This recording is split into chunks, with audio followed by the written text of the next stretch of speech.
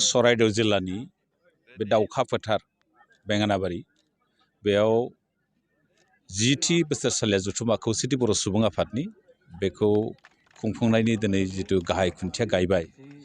फैगौ 28 आरो 29 जानुवारि 2023 मायथाइयाव जानो गोनां जिथु बे गायसननाया मोजाङै मोजां जाफुंजोब्बाय आरो बेखौ जोंना गायफुंना होफैबाय बर' कसारि वेलफेयार अट'नमास काउन्सिलनि मानगोनां चिफ मिहिनेश्वर बसुमतारी बिथाङा आं बिथांनिसिम नोंथांमोननि चेनेलनि जुगै बिथांनिसिम साबायखर बावदों लोगोसे गोदान बोसोरनि बयनिसिमबो गाहाम हामलायनायखौ बावबाय जिहेतु खौसेथि बर' सुबुं आफादनि जायफोर मेल जायो जों नुबोबाय थादों जोंनाव फ्राय 3,000नि बांसिन डेलिगेट्स फैयो गुबुन गुबुन जिल्लाफोरनिफ्राय जोंनि 22 जिल्लाल' नङा आसामाव थानाय बिनि बाहेरायाव थानाय साखाथिनि रायजो अरुणाचल नागालेण्ड मेघालय जोंना कमिटि दं स्टेट कमिटिफोर आरो बेजों लोगोसे वेस्ट बेंगल आरो गुबुन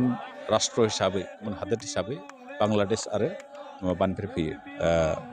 नेपालनिफ्राय फैयो जोंनाव थान्दैफोर फैयो आरो गासै 3,000निबो बारा जायो बेयाव थान्दैफ्रा दा बेखौ खोब गाजा गोमजायै जों साननैनि हाबाफारिजों एबार बेयाव खुंनो नागिरदों फैगौ बोसोरफ्राव थांनाय बोसोरफ्राव सानथामनि हाबाफारि जायोमोन एबार खिन्थु जों एसे माखासे जाहोननि थाखाय बेखौ साननैयाव फोजोबनो आखायाव लादों आरो बे खोब गाजा गोमजायै जागोन बे जिल्लायाव आरो बे चराइदेउ जिल्ला खौसेथि बर' सुबुं आफादजों लोगोसे साखाथियाव थानाय डिब्रुगड़ जिल्ला आरो तिनसुकिया जिल्लाया बिथांमोनाबो बेयाव हेफाजाब होफादों आरो बे खोब गाजा गोमजायै खालामनो नागिरदों आरो बेयाव जिहेथु बानजाय आफाद खोब गोख्रों मोनसे बानजाय आफाद दङ होननानै दङ बेयाव दाना होनाय जादों बेनि लकेल एमएलए धर्मेश्वर कुंवर बिथाङा बिनि आफादगिरि आरो बिनि गाहाय बानजायगिरि हिसाबै बिनि एमपि तपन गगৈ आरो बेजों लोगोसे मिनिस्टार सासे जगेन महन बिथाङाबो जोंजों लोब्बा दंफायो जों आसा खालामदों रायजोफोरनि दिनैनि जिथु गाजा गोमजायै बाहागो लाफैनाय बयबो मदद होफैनाय खौसेथि बर' सुबुं आफादल' नङा बेयाव दुलाराय बर' फरायसा आफादनि मावथिफोर जोंजों हेफाजाब होफैदों आरो साखाथियाव थानाय गुबुन गुबुन हारिनि जेब्ला अर्गेनाइजेसनफोर दङ बिथांमोनाबो थाफैदों साखाथियाव थानाय गुबुन गुबुन फरायसालिमाफोरनि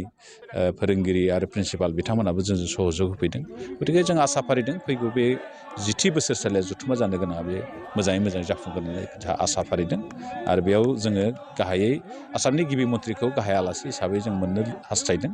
आरो बेजों लोगोसे आसामनि स्पिकार थाबाय आरो आसामनि गुबुन गुबुन बिफाननि मन्थ्रिफोर थाबाय आरो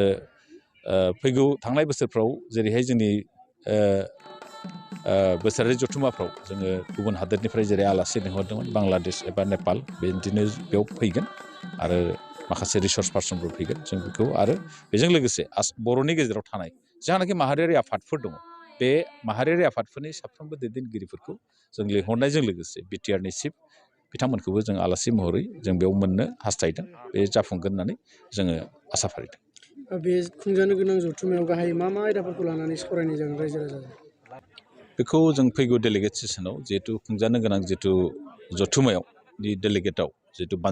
थान्दै मेलाव जों माखासे गोबांथार सावरायनो गोनां जोंहा बाथ्रा दं बेयाव जेरैहाय जोङो जाहैबाय 3थि बर' गोजोन गोरोबथानि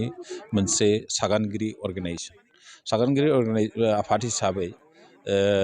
बिटिआरनि दफाफोरखौ मावफुंजोबनायाव जोंनि माहारियारि आफाद दुलाराय बर' फरायसा आफादजों थानानै जोंबो ज'यै जिहेतु प्रेसार होबोदों